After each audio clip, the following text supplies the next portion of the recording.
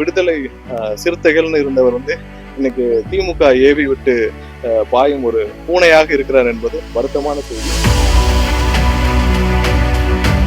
திமுகவை அழிக்க மிகப்பெரிய ஒரு கூட்டணியை உருவாக்கியவர் அண்ணன் திருமா அவர்கள் தான். இன்னைக்கு அவர் அந்த போராட்டத்தில் அவர் தோல்வியுற்று அதற்கு மேல போராட வலிமை இல்லாமல் ஒரு காம்ப்ரமைஸ்டு பாலிடிக்ஸ்க்கு போயிட்டார் அண்ணன் திருமா அவர்கள்.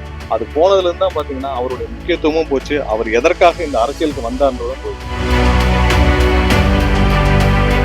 அவர் என்று திமுகவில் சேர்ந்து திமுக மாவட்ட செயலாளர் செய்ய வேண்டிய வேலையை செய்து கொண்டிருக்கிறாரோ அன்றே அவர் ஒரு காம்ப்ரமைஸ்டு பாலிடிக்ஸ்க்காக அவர் இருக்கிறதை வைத்து வாழ்ந்து கொள்ளலாம் என்ற ஒரு முடிவுக்கு திமுகவின் மாவட்ட செயலாளர் போர் ஆகிவிட்டார்.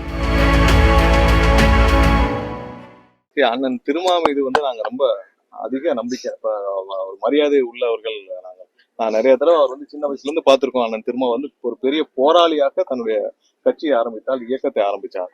அவர் நேற்று பேசுறத நானும் பார்த்தேன். அவர் திமுகவை அழிக்க பார்க்கிறார்கள் சொல்றாரு. இவர் திமுகவை அழிப்பதற்காக மக்கள் நல கூட்டணின்னு ஒரு கூட்டணியே வச்சு திமுகவை அழிக்க மிகப்பெரிய ஒரு கூட்டணியை உருவாக்கியவர் அண்ணன் திருமா அவர்கள் தான். இன்னைக்கு அவர் அந்த போராட்டத்தில் அவர் தோல்வியுற்று அதற்கு மேல போராட வலிமை இல்லாமல் ஒரு காம்ப்ரமைஸ்டு பாலிடிக்ஸ்க்கு போயிட்டார் அண்ணன் திருமா அவர்கள். அது போனதுல இருந்து தான் பாத்தீங்கன்னா அவருடைய முக்கியத்துவமும் போச்சு. அவர் எதற்காக இந்த அரசியலுக்கு வந்தார்ன்றதும் போச்சு. இவ்வளவு தூரம் காம்ப்ரமைஸ் பண்ண வேண்டிய அவசியம் அண்ணன் திருமா அவர்களுக்கு இல்லை. அவர் எப்படின்னா தன்னை சார்ந்த ஒரு சமுதாய மக்களுக்கு இதுவரை அவர் என்ன செஞ்சிருக்காருன்னு கேட்டா அவரால் எதுவும் குரல் கொடுக்க முடியல. நேற்று இங்க இருக்க செவிலியர்கள் ஒரு 18,000 பேருக்கு மேல ரோட்ல நின்று போராடிக்கிட்டு இருக்காங்க. அதுல அவருடைய பட்டியலின சமுதாயத்தை சேர்ந்து அவர் யாருக்காக இந்த அரசியலுக்கு வந்தாரோ அதுல சமுதாயத்தை சேர்ந்த ஒரு 5,000-6,000 பேர் இருப்பாங்களா, அவங்களுக்காக குரல் கொடுத்திருக்க வேண்டிய அண்ணன் திருமா அவர்கள் இப்ப அரசு ஊழியர்கள், ஆசிரியர்கள் பணி நியமனம் கேட்டு இதுவரை டெட் எக்ஸாம் எல்லாம் பாஸ் பண்ணி ஒரு 25,000 பேர் காத்துக்கிட்டு இருக்காங்க.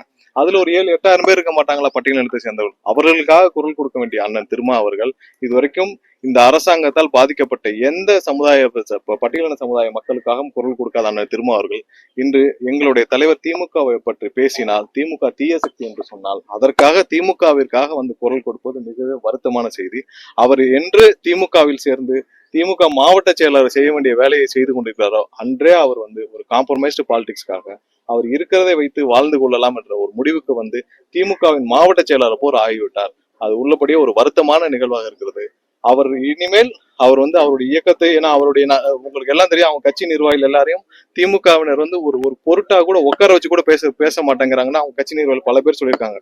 இன்னைக்கு ஒரு அடிமைத்தனத்துல இருந்து மீட்பேன், ஒரு சுயமரியாதை கொண்டு வருவேன்னு சொல்லி ஒரு இயக்கத்தை ஆரம்பிச்சுட்டு இன்று அவருடைய கட்சியும் சேர்த்து அவரையும் சேர்த்து அவருடைய தொண்டர்களையும் திமுகவோட அடமானம் வைத்து விட்டார்ன்றது எங்களுடைய குற்றச்சாட்டு. தயவு செஞ்சு அண்ணன் திருமா அவர்கள் என்ன நோக்கத்துக்காக ஒரு போராளியாக வந்தார், அவரை பார்த்து பல பேர் நாங்கள்லாம் வியந்தோம்.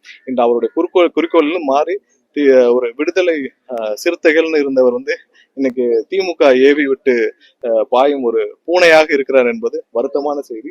அவர் இனிமேலாவது தன்னை மாற்றிக்கொண்டு அவர் எதற்காக இந்த அரசியலுக்கு வந்தான்றதை உணர்ந்து அவர் பேச வேண்டும், செயல்பட வேண்டும் என்று கேட்டுக்கொள்கிறோம். நன்றி. செய்திகளை உடனுக்குடன் தெரிந்து கொள்ள கீழ்கண்ட கேபிள் மற்றும் டிடிஹெச் நெட்வொர்க்குகளில் எம்நாடு செய்தி தொலைக்காட்சியை காணுங்கள். பாதகம் செய்பவரை கண்டால் நாம் பயம் கொள்ளலாகாது பாப்பா. மோதி மிதித்து விடு பாப்பா, அவர் முகத்தில் உமிழ்ந்து விடு பாப்பா. அண்மை செய்திகளை உடனுக்குடன் தெரிந்து கொள்ள இணைந்திருங்கள் எம்நாடு தொலைக்காட்சியுடன்.